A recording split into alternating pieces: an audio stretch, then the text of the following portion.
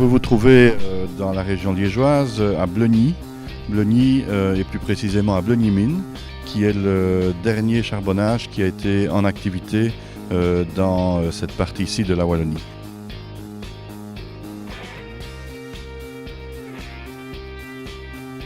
Nous sommes dans le bassin houiller liégeois, donc nous sommes en fait la dernière mine du bassin houiller lorsqu'on remonte vers le nord-est. Ici derrière nous, en fait, toutes les veines de charbon affleurent en surface et donc c'est la fin du gisement houiller. Et donc de ce fait, nous avons ici des couches de charbon qui sont très proches du sol. Donc quand on descend ici à moins 30 ou à moins 60 mètres, on est déjà dans le gisement houiller. On ne doit pas descendre très profondément. Et c'est ce qui a permis de conserver un circuit souterrain complet, mais limité à deux niveaux. Une mine en faisait évidemment beaucoup plus.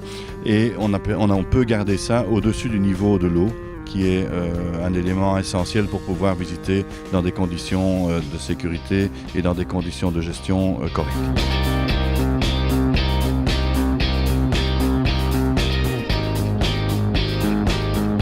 Ça a été un site très florissant au XXe siècle.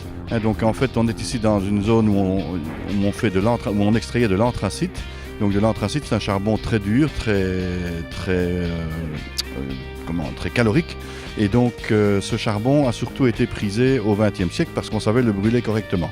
Avant cela, au XIXe, c'était plutôt l'inverse. On cherchait plutôt des charbons gras, des charbons flambants. Et c'est là qu'on allait plutôt vers des zones comme l'autre côté de Liège ou comme le Hainaut par exemple, la région de Flénu par là, où il y avait des charbons de ce type. On a commencé l'exploitation vers 1550. Ce sont les moines de l'abbaye de Val-Dieu, qui est ici toute proche, qui ont été les premiers exploitants. On a une première grosse exploitation industrielle au XIXe siècle et puis une première interruption, une interruption qui a duré plus ou moins 30 ans, entre 1890 et 1920 grosso modo. Et donc on relance l'exploitation au début du XXe siècle, c'est la famille Osselet qui relance cette exploitation ici. Et donc là on a un charbonnage alors qui produit un charbon très prisé.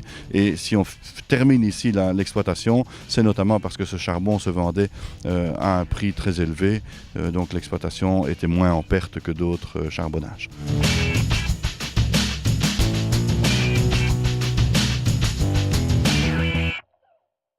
Le visiteur peut prendre un casque, une veste. Il se fait accompagner par un guide. On descend toujours avec un guide dans les galeries souterraines.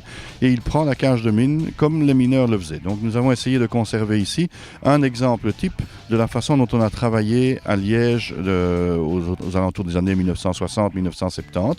Et donc le touriste qui vient ici va descendre avec le guide et se rendre compte de ce qu'étaient les galeries souterraines, de ce qu'était le travail dans le fond. Des machines fonctionnent toujours pour lui permettre de se rendre compte de ce qu'était le bruit. On ressent ça avec l'odeur également, on ressent l'humidité qu'il y avait dans les galeries souterraines. Donc tout cela se vit un peu avec les 5 sens et on peut donc visiter ainsi tout un chantier d'exploitation.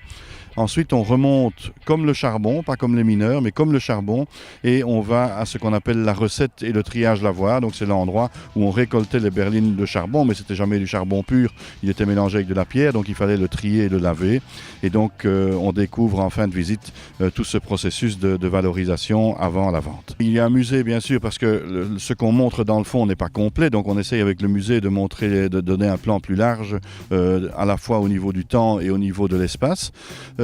On peut également visiter ici le terri, découvrir le terri.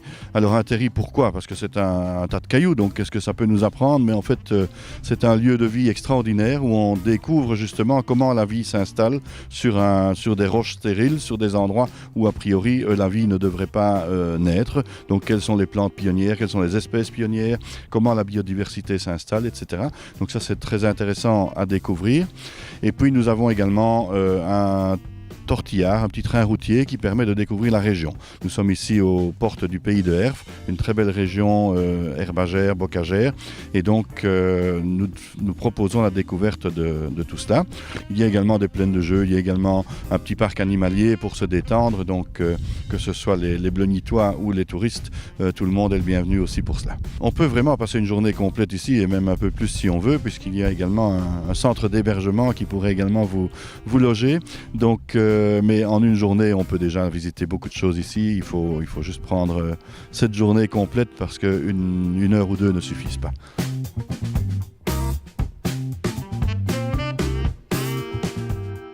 Mais il y a encore des anciens mineurs, quelques-uns, ils se font rares tout doucement, mais profitons-en tant qu'on les a encore près de nous.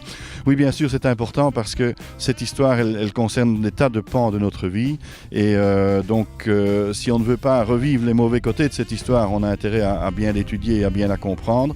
Et je pense aussi par rapport à tous ceux qui sont venus habiter en Belgique, qui sont devenus belges aujourd'hui et qui forment notre tissu multiculturel, je pense que expliquer, leur montrer d'où ils viennent, leur montrer la raison pour laquelle ils sont ici, c'est quelque chose d'essentiel. Et donc ça aussi, ça doit se transmettre aux générations d'aujourd'hui. Ce qu'on présente ici, c'est du passé, bien entendu, mais c'est du passé qui a encore énormément d'influence sur notre vie quotidienne, parce que le charbon a marqué notre vie quotidienne, et donc c'est intéressant de découvrir toutes ces traces du charbon dans notre vie d'aujourd'hui.